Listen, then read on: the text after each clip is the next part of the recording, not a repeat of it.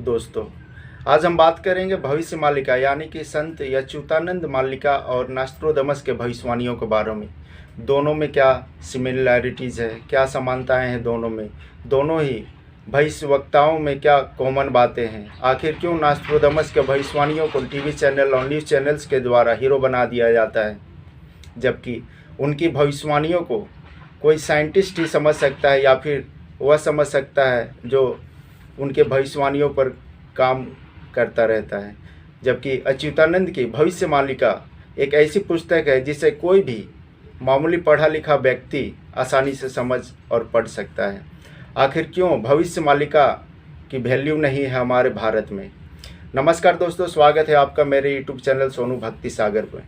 अगर आप भविष्य मालिका को सबसे ऊपर देखना चाहते हैं तो सब्सक्राइब अवश्य करें।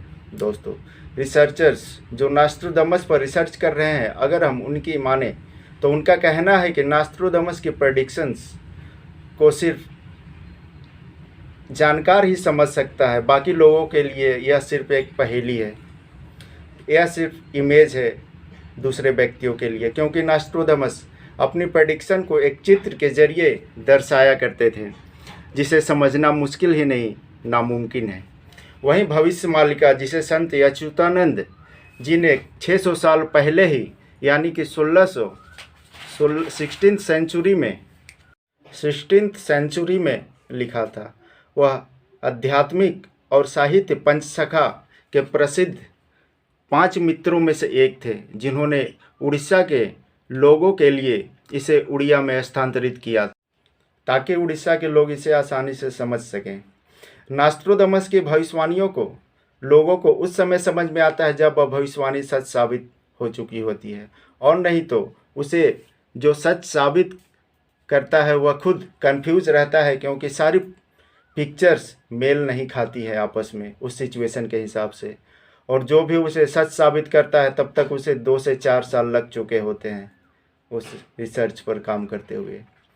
नास्ट्रोदमस की भविष्यवाणियों का मतलब उनके चित्र से आप अलग अलग निकाल सकते हैं।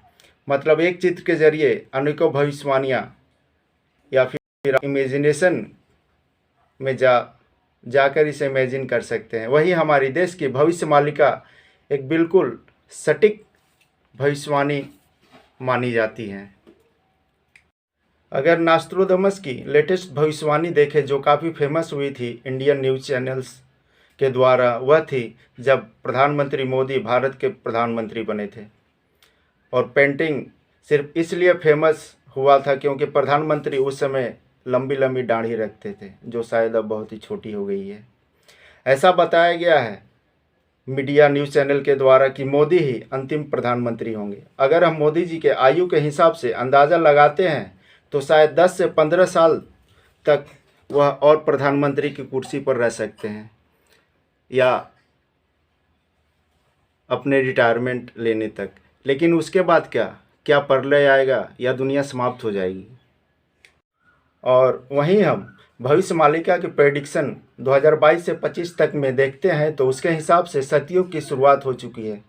जनसंख्या नियंत्रण खुद नेचर अपने हिसाब से करेगी, और मोदी जी सिर्फ 2024 तक ही प्रधानमंत्री रहेंगी, क्योंकि 2024 के बाद वह संन्यास लेकर अपनी स्वेच्छा से किसी दूसरे व्यक्ति को प्रधानमंत्री की कुर्सी सौंप देंगे।